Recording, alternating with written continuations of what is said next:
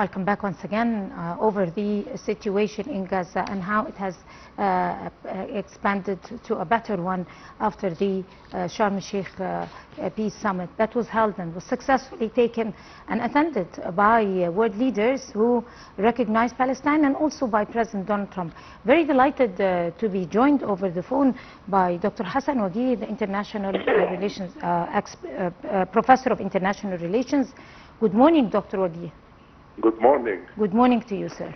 So, talking about what happened in Sharm el-Sheikh and the agreement between Egypt and the United States and the rest of the story, now the situation is way far more better in spite of some violations by the Israeli side. But the top diplomat, Marco Rubio, was there, and he voiced hope that the situation is going to be much more safe when international forces are going to be deployed to Gaza to take effect and control the situation. How is that going to change the scene? And what type of international forces? Is that part of the agreement between the United States and Egypt? Yeah, actually, what happened in Sharm el-Sheikh was a breakthrough. It was a great event. Where the entire world is gathered in the city of peace to put an end to this genocidal war. And I think that this phase number one is to cease fire and to, excuse me, and to implement phase one correctly. But again, we need good deployment of phase number two, which is how to get things organized on the ground and deal with really actually detailed questions and difficult questions. But again, it is very good that the Americans have already reconsidered their stance, and now they are on the right track with international community of putting an end to this war. But there are a lot of challenges and details. It means the cooperation between Egypt and the United States on one hand, and between Egypt and the entire international community. And Israel should abide by what this international community has decided regarding make a stop on this terrible war. Yes. Yes. So, of course, there are a lot of challenges, like you kindly mentioned. Amongst them, or on top of them, is the dissect between the Palestinian factions themselves. Now, if they do not pull themselves together and unite, nothing is going to be affected, because this is their own quest and their own question. If it's not handled the right way, then things are going to fall apart again. So they agreed that they could have a transitional, let me put it that way, a transitional government of technocrats that would handle the situation. It is formed, they agreed on that particular decision. And until things are moved to a stability, and they would reach a safe end, and things will go take its course. How do you read this decision by the Palestinian factions? Actually, Egypt's stance is to get a united stance regarding the Palestinians themselves, because they are the core of the entire issue. And I think that the Egyptian diplomacy has exerted a great deal of effort to bring all those factions. And recently, we brought them here in Cairo, and I think that the result so far is okay. They agreed on most of the bold issues in the negotiation, and they are very cooperative, and hopefully they would come up with one stance, and this stance should be also considered and understood by the other parties of the process. Right. There were also talks, because Israel comes with excuses to violate the peace agreement, excuses that are unexpected. One of them, for example, is the insistence of complaining continuously. The government keep complaining continuously and insisting on detaching the Palestinian resistance Hamas of all the weapons. However, the agreement says that their military force should be frozen, only frozen, but not detaching them out of their weapons. This is one of the problems. For example, what exactly does the agreement take or contain in its items, and how exactly should it be effected the right way? And who is directing or running all those things? Yes. Actually, I have been calling for a long period of time to meet the cross-cultural communication challenge. And I think many of the negotiations fail because partners do not address this cross-cultural communication. You know, there are universals and there are cultural specifications. All over the world, you know, you cannot surrender while you have done something on the ground that is really defending your own state, your own country. And it is very difficult to do it with any of humiliation attitude at all. Those people are the resistance also, irrespective of you agree, you disagree, you hate or whatever regarding Hamas. No, they are also, as Macron once said, you finish them off, the number comes back again to be like the early stages before the 7th of October. So Palestinians themselves need to be respected, need to feel dignant, and all elements should be there to respect their dignity, and their land should be returned with dignity. And so here it is a very cross-cultural communication problem that needs to be addressed with cross-cultural stance. And I hope that the whole world is understanding this. And I think that when you are talking about action, call it whatever, they resist to defend their homeland, to restore their homeland actually. So if there is a peace process now, it's going, we should take as negotiators by all partners this cross-cultural communication and this issue that needs to be dealt with delicate way that would get everyone a win-win situation that would really make peace last and to make peace near to justice. So I hope this cross-cultural communication challenge is to be met and to be understood by all partners.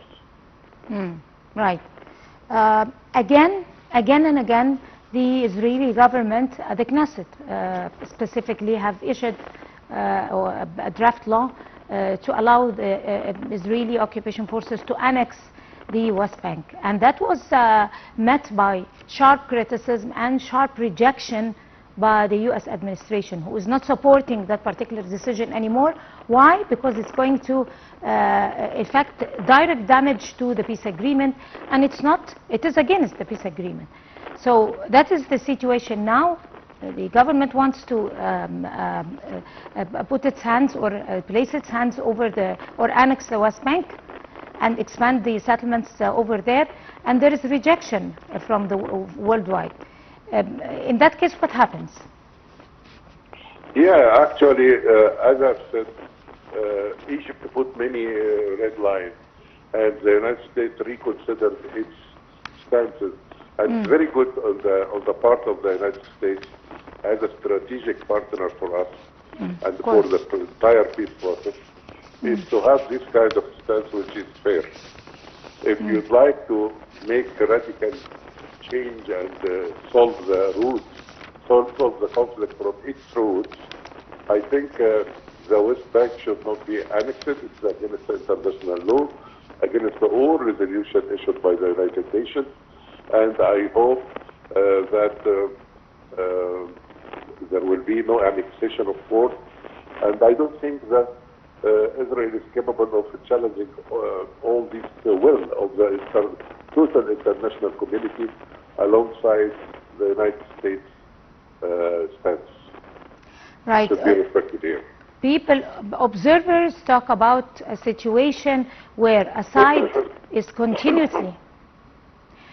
Observers are talking about a situation where one side is continuously trying to pick up on the other side to violate an agreement and already violating and does not respect the terms of international peace agreement that was held with the presence of power countries, and on top of them with the United States, and another side that is looking forward to move to another step, which is the reconstruction and rehabilitation and bringing back international community like UNRWA to be able to build schools and hospitals and provide people with sanitation and different facilities and services, basic human rights. In that controversial situation, if there is a violation and this is not effected in the near future, what is going to happen? And who is going to implement any sanctions or take decisions? Hopefully the international community will have a stronger stance, because the whole world really supported putting an end to this unfair war, and enough is enough. And I think that there are here the members of the Islamic organization, along with the Arab League. They signed also an agreement for effective implementation of Donald Trump's plan. I think that Donald Trump himself is having a good influence, and the Foreign Secretary of the United States, Rubio, as we have seen, that he is visiting, the Vice President of the United States came to the area. So as to what? To implement the plan and to face the challenges. I think what you are talking about are real big challenges, but what is hopeful here is that the European Union supported the President in his visit and supported the red lines put by Egypt and supported the great efforts the Egyptian diplomacy has exerted so far, and the ongoing effort being exerted by the Egyptian leadership, supported by the total international community now, along with the United States. I think all of these are elements that would contain any problematic issues that would stand in the way of implementing Donald Trump's plan. I don't think that one country should be totally against the entire world. There are modalities to handle that situation, especially by the United States and the international community. Professor Wageeh, let me ask you a question that might come to is crossing the mind of every observer who's observing the situation ever since the course of events since the 7th of October, especially here in Egypt. Now, analyzing the situation, Israel is not in a position as it was in last month or the month before last month. It is in a complete international isolation, and of course the United States is leaning towards a strategic partnership, serious and dedicated strategic partnership with its successful, powerful partner Egypt, and realizing the depth and gravity of Egypt's role in the region and worldwide. So, and there is also pressure from international countries. So do you think this is going to effect some change with that agreement this time? Yes, I think what you have already mentioned would have an impact on the whole process. But let me call for interfaith and intercultural dialogue that really put this extremist, to put a check on those extremists and to put a check on this greater Israel prophecies and implementing processes on the ground. And you know, you have seen that everywhere, but I think that the entire world now is already discovering how fake this kind of propaganda machine, and how fake these ideas, and how terrible these ideas will trigger an international war. I don't think that's correct, and I think that there should be a real, authentic interface, intercultural dialogue that really put a check on all extremist ideologies. It's not one-way ticket. It is not neither Islamic or Christian or Jewish. It is extremism, whatever it is. This should be there, because we have to forge an identification universal ground, which is a difficult task, but we have to work on it too. Right. On that note, of course, Professor Hassan Wageeh, Professor of International Relations, would like to thank you, sir, for talking to us on the Breakfast Show. Many thanks to you. You have a good day. We're going to go to a short break. After that, the top stories are coming up your way. So stay with us.